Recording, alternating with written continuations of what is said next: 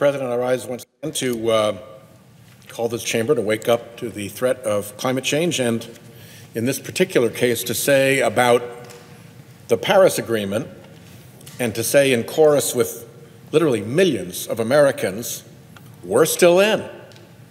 And in truth, America is still in the Paris Agreement.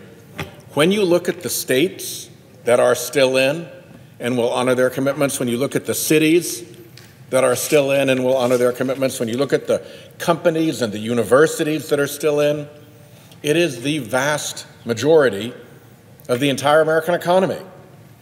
Despite President Trump's fossil fuel nonsense, we really are still in.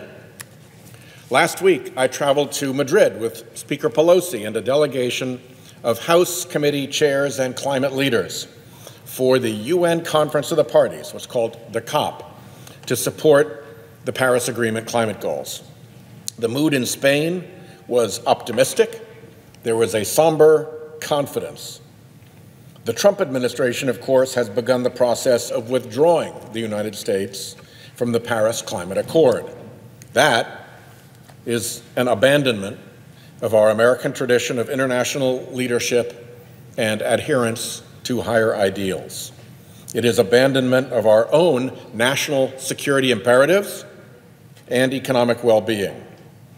This abandonment demeans the nation that has, from John Winthrop to Ronald Reagan, called itself a city on a hill.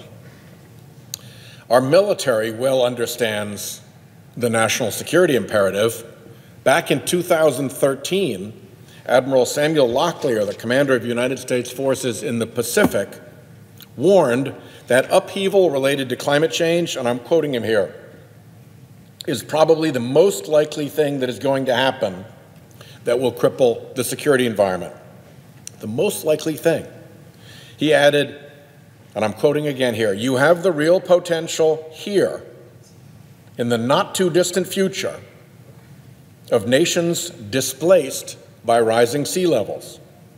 If it goes bad, you could have hundreds of thousands or millions of people displaced, and then security will start to crumble pretty quickly," end quote.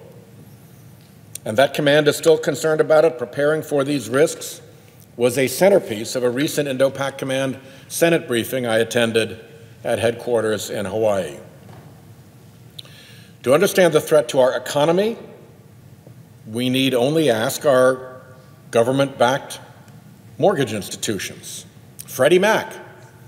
Freddie Mac predicts that rising sea levels will prompt a crash in coastal property values, greater than the housing crash that caused the 2008 financial crisis. That warning by Freddie Mac is echoed by the biggest, most important financial institutions in the world, both in the United States, in the Federal Reserve System, and abroad. The Bank of England, Bank of France, Bank of Canada, European Central Bank are all warning of systemic economic risks from climate change. Systemic. That is central banker speak for something that poses a risk to the entire economy.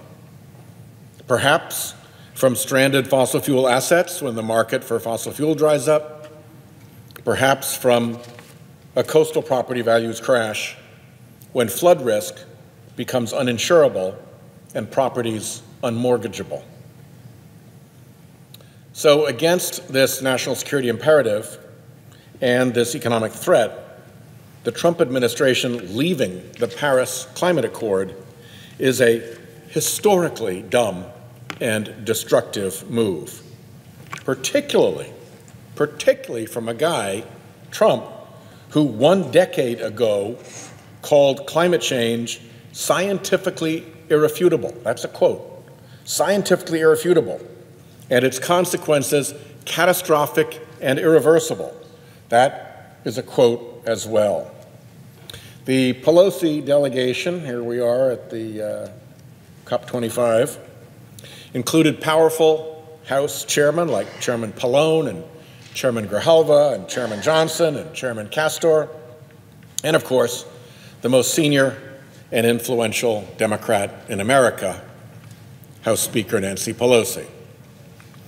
Speaker Pelosi's presence at the COP resounded, not only because of her clout and standing, but because it signaled the broad, true consensus of the United States of America in favor of climate action. At the state level, at the city level, across the public, and in much of corporate America, we are indeed still in. Indeed, at the Madrid conference right now as I give this speech, are represented thousands of American businesses, investors managing trillions of dollars, hundreds of American municipalities and counties, top American colleges and universities, dozens of American faith groups, America's largest healthcare organizations, and 20 American states and tribes. Again, all told, it's the vast bulk of the American economy, and it's still in. America, unfortunately, at least in Congress, has to fight our way through a persistent blockade paid for by the fossil fuel industry. Don't believe their happy talk about acting on climate. There is a slogan that one of their trade groups has come up with. You see it at National Airport, you see it on billboards, it's popping up everywhere. The slogan is, "We're on it." No, they're not. They're not even close to on it. In fact, they're the opposite. They're on the wrong side, and they're funding false science denial and ridiculous amounts of simple political obstruction. They're paying for that. The statements from their lips do not match the expenditure of their funds. The expenditure of their funds is still dedicated to their political apparatus of denial and obstruction. Ultimately, however, Mr. President, we will prevail.